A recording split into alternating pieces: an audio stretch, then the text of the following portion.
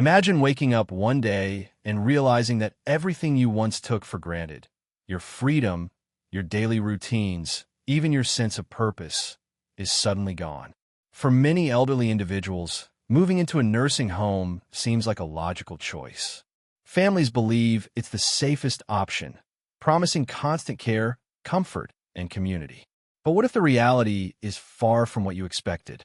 I've spoken to many seniors who regret their decision to enter a nursing home, not because they don't appreciate the care, but because they didn't fully understand what they were giving up. Today, I want to share their stories, my own insights, and some hidden truths about nursing homes that many people don't talk about. If you or a loved one is considering this option, this video might be the most important one you watch today. Stay with me until the end, because what I'm about to share could change the way you think about aging, independence, and quality of life. Now, let's get into it. Part 1. The loss of independence. A hidden cost of nursing homes. One of the biggest regrets people have after moving into a nursing home is losing their independence. It's something we don't always appreciate until it's gone. Before and after, a shocking realization. Let's take the story of Mr. Thomas, an 83-year-old retired teacher. Before moving into a nursing home, he lived in a small but cozy apartment. His days were filled with small, meaningful choices, deciding when to wake up, what to cook for breakfast, whether to take a morning walk, or just sit by the window with a book. But after moving into the nursing home, everything changed. Suddenly, his entire schedule was dictated by someone else. Meals were served at set times, lights out was mandatory at 9 p.m., and even going outside required permission. He once told me, "I used to decide when I wanted to go outside. Now, I have to wait for a staff member to be available, and sometimes they forget or are too busy. I feel like a prisoner in a place that was supposed to give me comfort." This is the reality many seniors face. What seems like a minor inconvenience at first eventually becomes a constant reminder that they're no longer in control of their own lives. Small choices that make a big difference. Losing independence isn't just about schedules.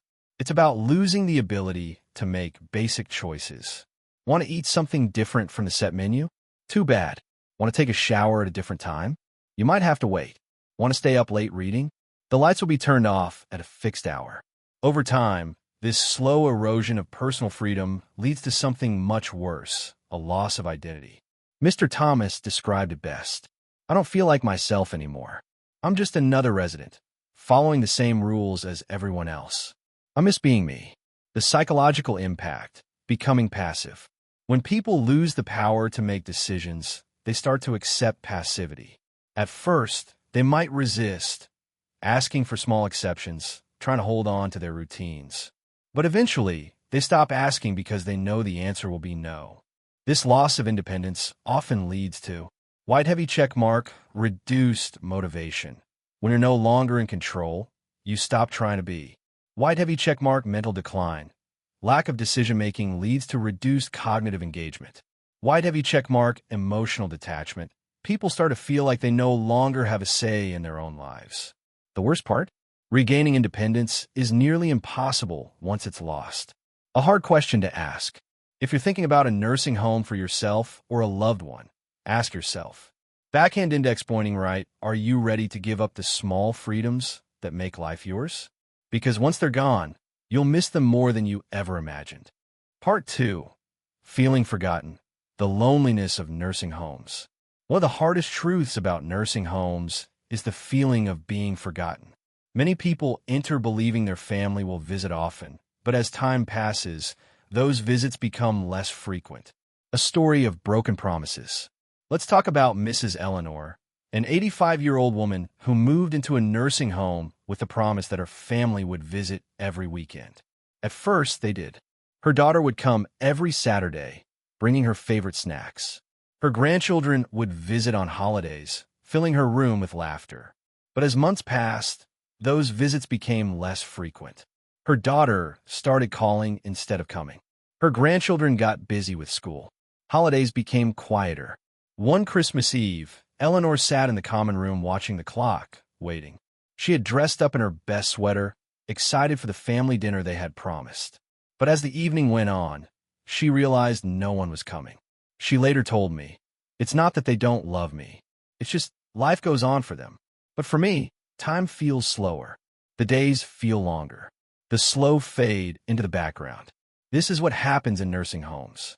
Families don't intend to forget their loved ones, but as time goes on, the calls and visits become less of a priority. For many residents, they wait for visits that never come. They hesitate to call, fearing they're being a burden. They start to feel like an afterthought in the lives of those they once cared for. Loneliness isn't just an emotional issue. It affects health too. Studies show that social isolation can lead to increased risk of dementia, higher rates of depression, a weakened immune system, watching others wait. One of the saddest sights in a nursing home is watching residents sit by the door, hoping today will be the day someone remembers them. Some stare at the entrance, their eyes filled with hope. Others stop waiting entirely, pretending they no longer care. The reality is, nobody wants to feel forgotten, but in nursing homes, it happens far too often. A question to consider. If you're considering a nursing home, ask yourself, are you prepared for the loneliness that comes when life moves on without you? Part 3. Losing a sense of purpose when life becomes just waiting. When people move into nursing homes, they often expect a comfortable, easy life.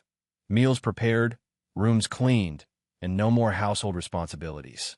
But what many don't realize is that along with those conveniences comes a devastating loss, the loss of purpose, a life once full of meaning. Let me tell you about Mr. George, an 84-year-old man who had been a carpenter his entire life. At home, his days were filled with small projects, fixing furniture, crafting wooden decorations, and always having something to build. When he moved into the nursing home, he told himself he would finally relax. No more chores, no more work, just peace. But after a few weeks, he noticed something strange. The days felt endless. Without tasks to complete, the hours stretched on forever. He felt useless. There were no tools, no projects, nothing that needed fixing. His mind started to slow down. The once active carpenter now spent his days sitting in a chair, staring at the TV. One day, he looked at me and said, "I thought I was just changing where I lived. I didn't realize I was also changing why I lived." The dangerous effect of idleness. Losing purpose isn't just an emotional problem. It has real consequences on physical and mental health. Cognitive decline. The less we use our minds, the faster they deteriorate. Many elderly individuals in nursing homes experience memory loss much faster than those who stay active. Depression and apathy. Without a reason to wake up excited each day, many residents fall into deep sadness. Physical weakness. When there's nothing to do, people move less. Muscles weaken, and independence is lost even faster. The silent struggle of residents. I saw this pattern repeat over and over. A woman who used to love gardening now had nothing to care for. A retired teacher who once inspired students now had no one to share knowledge with. A man who loved cooking no longer had a kitchen of his own. One woman, Mrs. Linda, used to knit blankets for her grandchildren. But in the nursing home, she lost motivation. "What's the point?" she told me one day. "They have plenty of blankets. They don't need another one from me." And that's the real danger, not just the loss of activity, but the loss of feeling needed. Finding purpose again. Some residents fight against this loss by finding new ways to stay engaged. I met a woman who started a small book club in the home. Another man, once a musician, would play piano in the common room. But the truth is, most people struggle to find purpose in a place designed for passive living.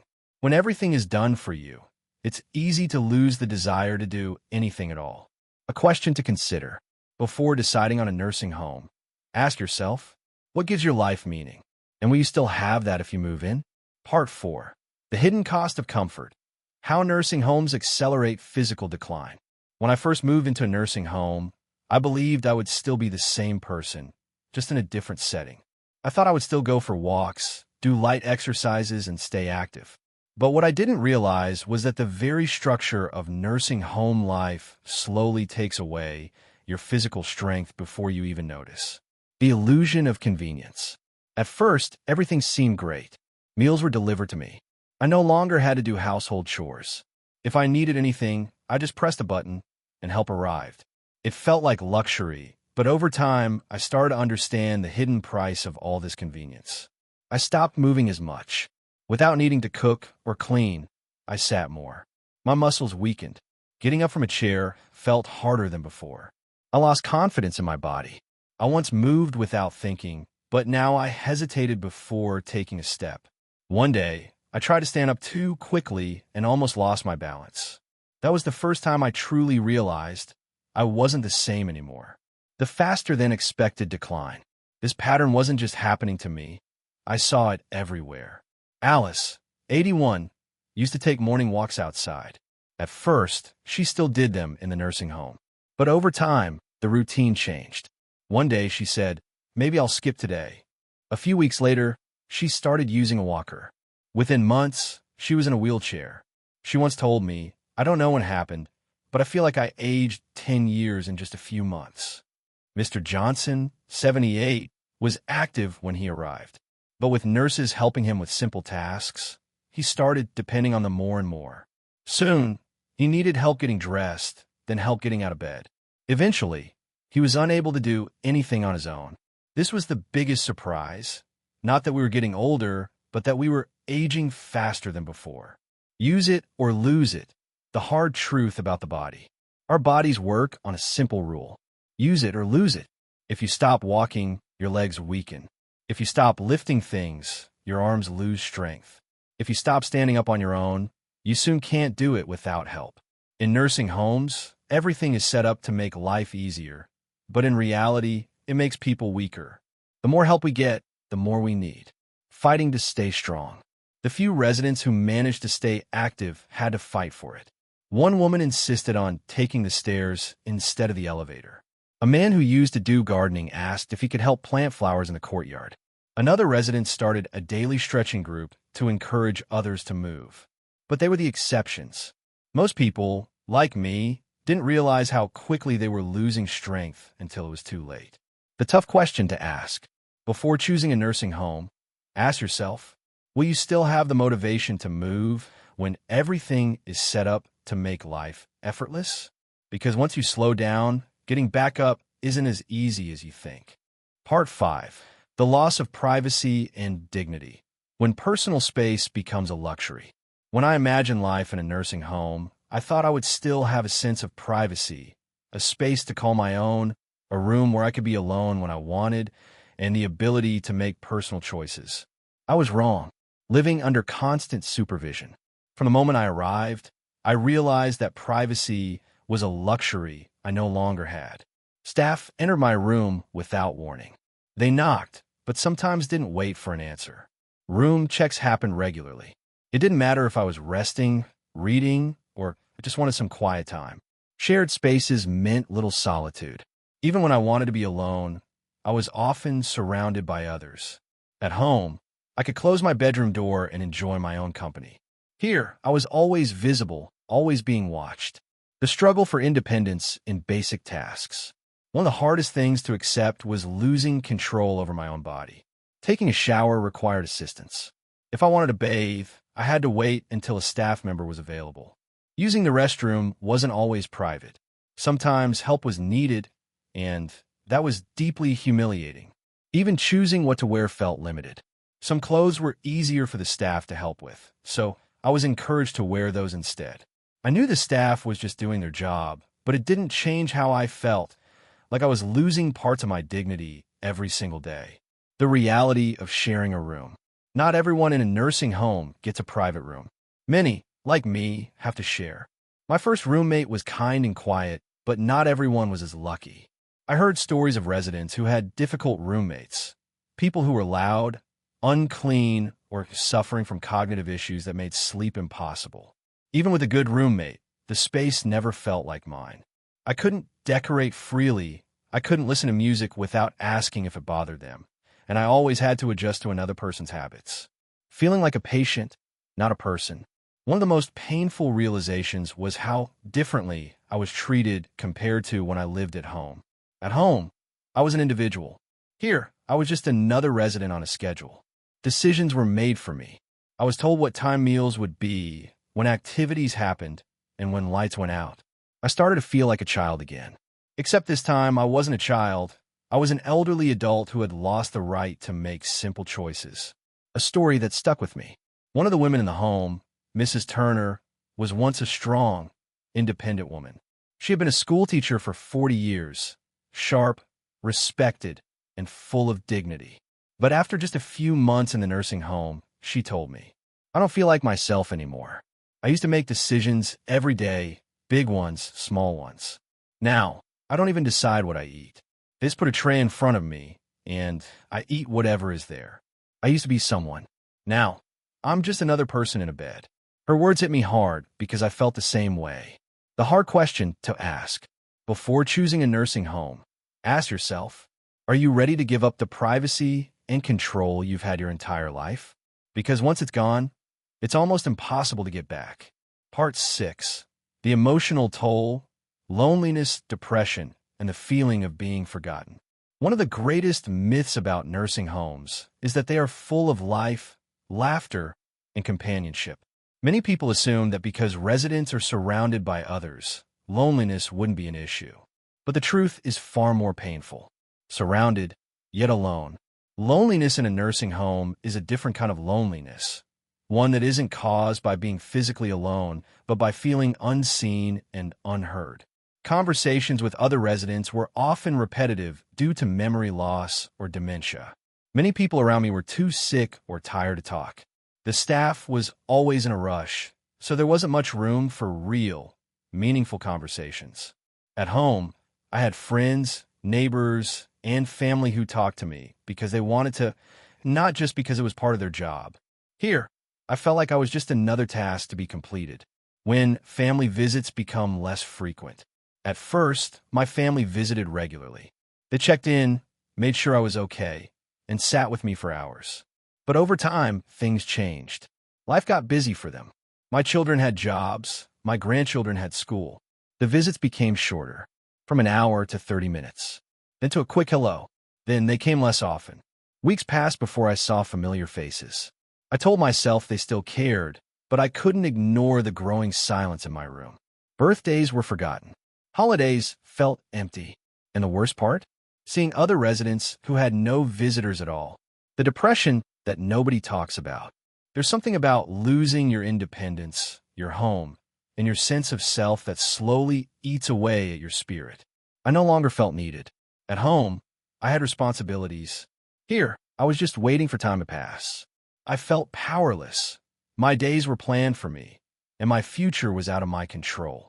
I saw friends pass away, one by one, reminding me that I could be next.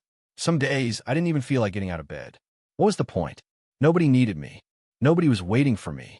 A heartbreaking story that stays with me.